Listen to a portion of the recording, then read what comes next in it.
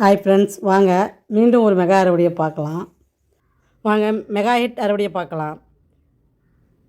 கத்திரிக்காய் ரகம் பார்த்திங்கன்னா அது கொடுத்துட்டே இருக்குதுங்க. இதை பற்றி சொல்கிறதுக்கு வார்த்தையே இல்லைன்னு தாங்க சொல்லணும். ஏன்னா அந்தளவுக்கு நோவு தாக்காத கத்திரிக்காய் செடிங்க இது.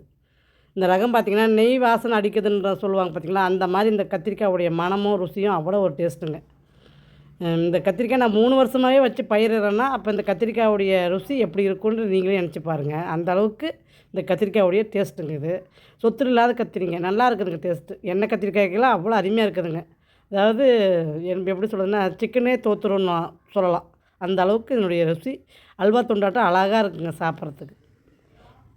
எனக்கு ரொம்ப பிடிச்சிருந்ததுங்க. ஒவ்வொருத்தருக்கும் ஒவ்வொரு மாதிரி டேஸ்ட்டுங்க. அதனால் எனக்கு அந்த அளவுக்கு இதை நான் ரசித்து சாப்பிடுவேன். அந்த கத்திரிக்காய் அந்த அளவுக்கு எனக்கு ரொம்ப பிடிச்ச கத்திரிக்காய்.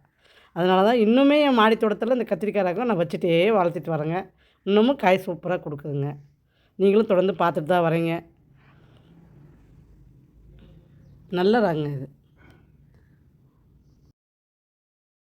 விதை வேணுன்றவங்க வாட்ஸ்அப் நம்பர் இதில் கொடுத்துருக்குறோம் பாருங்கள். விதையில் பார்த்திங்கன்னா இப்போ கோகா கட்டிங்ஸு, கொடி உரலை இதெல்லாம் பார்த்திங்கன்னா புதுசாக நம்மளுடைய கேட்லாக்கில் ஆட் பண்ணியிருக்கிறேங்க. நிறைய விதை இப்போ ஸ்டாக்கு போட்டிருக்குறேங்க. வேணுன்றவங்க ஆஃபரை பயன்படுத்திக்கலாங்க. 500 ரூபாய்க்கு மேலே வாங்குறவங்களுக்கு ஒரு பேக்கெட் விதை ஃப்ரீயாக போடுறேங்க. 500 ரூபாய்க்கு மேலே வாங்குறவங்களுக்கு ஒரு பேக்கெட் விதை ஃப்ரீங்க. வேண்டாங்க, இந்த வெயிலுக்கு அது ஹீட் ஆனாலும் நம்மளுக்கு செடி வாடின மாதிரி ஆகிடும். அதனால லைட்டாக கொடுங்க. நான் நேற்று கோயிலுக்கு போன இடத்துல கொஞ்சம் தண்ணி மாற்றி குடிச்சதில் கொஞ்சம் வாய்ஸ் சளி பிடிச்ச மாதிரி ஆயிடுச்சுங்க. அதனால் கொஞ்சம் வாய்ஸ் கொஞ்சம் கிளியராக இல்லாத மாதிரி உங்களுக்கு தெரியுங்க. கொஞ்சம் அட்ஜஸ்ட் பண்ணிக்கோங்க. இந்த கத்திரிக்காய் ரகம் தாங்க நான் மறுபடியும் பயிரிட்டுருக்கேன். ஏன்னா இந்த கத்திரிக்காய் ரகத்துக்கு புழுகோ வண்டோ இல்லை மாவு பூச்சியோ இல்லை அது இந்த இலைக்கடியில் இருக்கிற பேனு உட்கார பிரச்சனையோ எதுவுமே கிடையாதுங்க. அதனால இந்த ரகம் எனக்கு ரொம்ப பிடிச்சதுனால மறுபடியும் இதே நான் ரகம் பயிரிட்டுருக்குறேங்க.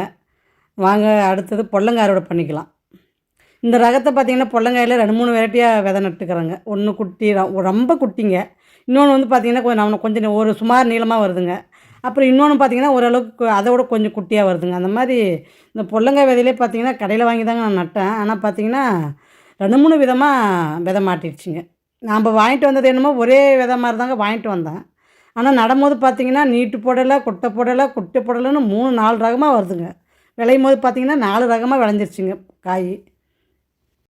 சரி பரவாயில்ல, எல்லாம் காய் தானன்ட்டு நானும் இப்போ அதை பெருசாக இது பண்ணிக்கிறதுங்க. ஆனால் மீடியம் சைஸ் கொட்டை பொருளை தாங்க கொஞ்சம் நம்மளுக்கு நல்லா பெருத்து வருது, நல்லா ப்ரெஸ்ஸாகவும் தெரியுது, நல்லா ஹெல்த்தாகவும் தெரியுதுங்க. அதனால் மீடியம் சைஸ் பொருளை கரெக்டாக இருக்குதுங்க. விதை நம்ம அதை பிடிச்சி வச்சு அதை நட்டினோம்னா கரெக்டாக வருங்க. அப்புறம் இன்னொரு சிஸ்டர் கமெண்ட் கொடுத்துருக்கீங்க. இது அவரைக்காய் மொச்சக்காய் இது நீங்கள் கொட்டை முத்த வச்சு தான் பறிக்கணும், இலசா பறிக்காதீங்க அப்படின்னு சொல்லி மறுபடியும் ஒரு கமெண்ட் வந்திருக்குதுங்க. அவரைக்காய்க்கு நான் ஏற்கனவே ஒரு கமெண்ட்டு இது மாதிரி வந்துருந்துச்சிங்க. கொட்டை முத்தி பறிங்க, முத்தாத பறிக்காதீங்க அப்படின்னு சொல்லி அவங்களும் கொடுத்துருந்தாங்க. இப்போ இது 2வது கமெண்ட்டுங்க எனக்கு. இந்த அவரைக்காய் பார்த்திங்கன்னா முத்தி பறிங்க, இல்லைன்னா இலசா பறிக்காதீங்கன்னு இவங்களும் கமெண்ட் கொடுத்துருக்கீங்க. பார்த்திங்கன்னா மொச்சக்காயின்னு சொல்லி அதுக்கு பேரும் அவங்க கரெக்டாக மென்ஷன் பண்ணிட்டாங்க. ஏன்னா மொச்சக்காய் தான் நம்ம கொட்டையை முத்த விட்டு பறிப்போங்க. இந்த அவரைக்காய் பார்த்திங்கன்னா இது பொரியல் அவரைங்க. இது பார்த்திங்கன்னா நிலத்தில் போடுற மொச்சக்காயெல்லாம் பார்த்திங்கன்னா நிலத்தில் போடுற கொள்ளை அவரைன்னு சொல்லுவாங்க எங்கள் சைடெலாம். பார்த்திங்கன்னா அந்த மாதிரி அந்த அவரை மட்டும்தாங்க நீங்கள் சொல்கிற மாதிரி கொட்டைக்குன்னே அது வளர்த்துறது. அந்த அவரை வேணால் நீங்கள் சொல்கிற மாதிரி கொட்டையை முத்த விட்டு தாங்க அதை பறிப்பாங்க. ஆனால் இது பார்த்திங்கன்னா பொரியல் அவரைங்க. இது பார்த்திங்கன்னா நீங்கள் கொட்டை முத்துச்சுன்னா அது உங்களுக்கு முத்துறதுக்கும் லேட்டாகுங்க. 2வது அந்த கொட்டையும் மொச்சக்காய் கொட்டை மாதிரி இந்த கொட்டை கிடையாதுங்க. இது பார்த்திங்கன்னா கொஞ்சம் சைஸ் பார்த்திங்கன்னா பெருசாக இருக்குதுங்க. மொச்சக்காய் கொட்டை பார்த்திங்கன்னா சைஸ் சின்னதாக இருக்குங்க. அதனால காய் பார்த்திங்கன்னா இந்த ரகம் வேறங்க, அந்த ரகம் வேறங்க. நான் பார்த்திங்கன்னா இது பொரியல் காய் அவரைக்கான்றதுனால நான் இலசா பறிக்கிறேங்க. அது மொச்சக்காயின்றதுனால அது கொட்டைக்குன்னே வர்ற காய்ங்க. அது நீங்கள் 2த்தையும் ஒன்றா பார்க்க வேண்டாங்க அப்படின்றது தான் நான் அந்த கமெண்ட்டுக்கு நான் ரிப்ளை கொடுக்க வரேங்க. ஏன்னா 2 காயும் வேறங்க, 2 ரகமும் வேறு. அதனால் நீங்கள் காயை பொரியல் காய் தனியாக பாருங்கள், மொச்சக்காய் தனியாக பாருங்கள். இந்த கமெண்ட்டுக்கு நான் இப்படி தாங்க ரிப்ளை கொடுக்க முடியும். ஏன்னா இதுக்கு வேறு ஒன்றும் என்னால் சொல்ல முடியாதுங்க. எப்படி சொல்கிறதுனா, இப்போ சுரக்காயிலே பார்த்திங்கன்னா கொட்டை சொரக்காய் வருது, கொட்டை சுரக்காய் வருது, குண்டு சுரக்காய் வருது, நீட்ட சுரக்காய் வருது. அந்த மாதிரி ஒரு மொசம் நான் கூட ஒரு 2 நாளைக்கு முன்னாடி ஒரு வீடியோ போட்டிருப்பேன் பாருங்கள். மொசன்னு இந்த சுரக்காய் ரகம் இருக்குதுங்க. ஆனால் இதுவும் சுரக்காய் தான் சொல்லியிருப்பேன் பாருங்கள். அந்த மாதிரி ஒவ்வொரு காயிலுமே 4-5 வெரைட்டி வருது, 5-6 வெரைட்டி வருதுங்க. அந்த மாதிரி அந்த மொச்சக்காயிலையும் பார்த்தீங்கன்னா இது ஒரு பட்டா அவரைங்க. ஆனால் இது பொரியல் காய் தானே தவிர மொச்சக்காய் கிடையாதுங்க. இந்த விளக்கம் உங்களுக்கு சரியாக இருக்கும்னு நினைக்கிறேங்க. சரியாக இருந்தால் கமெண்ட் கொடுங்க எப்படி இருக்குதுன்னு. அப்புறம் இன்னொரு சிஸ்டர் வந்து கமெண்ட் கொடுத்துருக்கீங்க. செடியெலாம் பூச்செடி நல்லா அழகாக இருக்குதுங்க, என்ன பண்ணுறீங்க, என்ன உரம் கொடுக்குறீங்க, அதுக்கு என்ன கொடுத்து வளர்த்துறீங்கன்னு சொல்லி கேட்டிருந்தீங்க. நான் வீடியோவிலே சொல்லியிருப்பேன் சிஸ்டர். என்ன கொடுத்துருக்குறேன்னா களைச்செடியை தாங்க அதுக்கு நான் வந்து கொடுக்குறது. நம்ம க்ளீன் பண்ணுற களைச்செடிலாம் நான் தொலைவா தூக்கி போட மாட்டேங்க. அதிலே தான் நான் மறுபடியும் குழி தோண்டி புதைச்சி விட்ருவோங்க.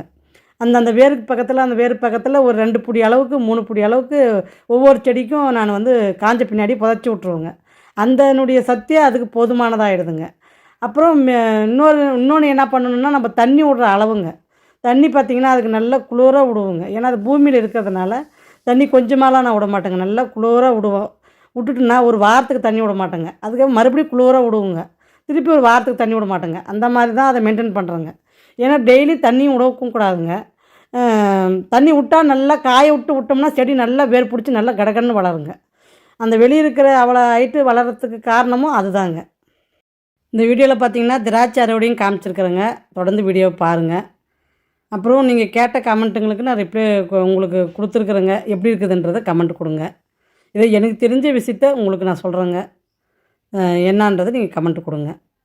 பிடிச்சிருக்கா அப்படின்றத கமெண்ட் கொடுங்க. வாங்க திராட்சை அறுவடை பண்ணிக்கலாம்.